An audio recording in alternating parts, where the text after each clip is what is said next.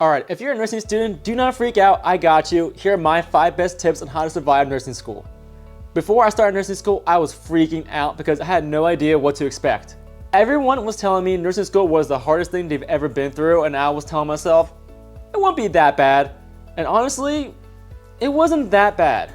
Because in nursing school, you have to learn how to study and how to play the program. Because in nursing school, these tests were something else. Like, they will give you 4 right answers, like every answer is correct. But you have to choose what is the most correct answer, and that just sounds crazy to me. They would ask questions like, what is the most correct out of the 4 answers? Your patient has died, your patient has passed away, your patient has gone to the next life, or 4, your patient has coded and they're no longer with us. What is the right answer? It's like, why do you have to torture us like this? And eventually in nursing school, you will get the class and the professor that will just throw so much information at you at one time. Like, your professor will tell you to read 10 different books and different chapters in each book, and it's like, my brain is going to explode. And when you're new to nursing school, it's hard to navigate how to even get through all this stuff. And trust me, it is completely normal to be freaking out right now. Yes, good grades in nursing school, it does matter. I'm not gonna say it doesn't, but your mental health matters the most. And if you don't take care of your mental health, you're not going to survive. So here are my 5 best tips on how to get through nursing school. My number 1 tip is use your school resources. My school had a one-to-one tutoring session available for all students, and let me tell you, no one used it. No one used this, and I don't understand how. It is seriously the best resource possible. Because when you're in lecture for 3 hours, you're just trying to get through it. And the teacher is literally talking for hours and hours and hours, and you're just mentally checked out. And if you do have a question, they just go right over you and go to the next slide, and you're kind of left behind. That's why peer tutoring is so good, because you can stop, ask questions, get clarity, and move on. Because trust me, there's nothing worse when you're in lecture and you don't understand something, and then the next 2 hours of lecture is based off that and you have no idea what's going on.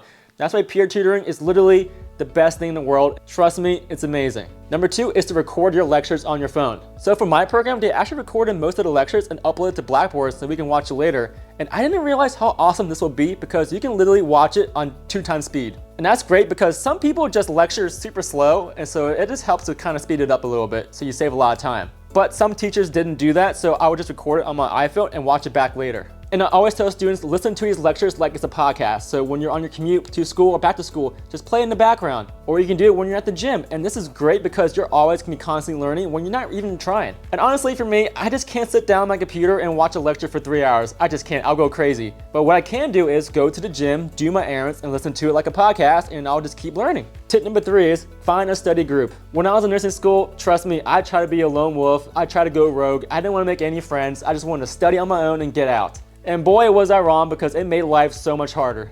Having a good study group honestly makes studying like fun. It is so much easier to remember things when you're actually talking it out with friends and explaining it than rather just staring at a slideshow for hours. Because trust me, there's nothing more humbling than when your friend asks you a question that you thought you knew and then you have no idea. That's why study groups are so great, because they really expose your weaknesses and what you need to study more. Because trust me, when I was studying alone, I thought I knew everything. I was gonna get straight A's. Nope. I was getting like B pluses, B minuses, and when I started doing group studies, I was getting like A pluses. And for some of you, it might be better to study alone than in group settings, but just give it a shot. Tip number 4 is to make flashcards. And this is great because what if you can't find a study group? How are you going to test yourself? And that's where flashcards come in. Typically on how I study, I will go through all the material on my own, and I'll do flashcards last to test my knowledge and see what I kind of retained. And it really shows you exactly what you don't know.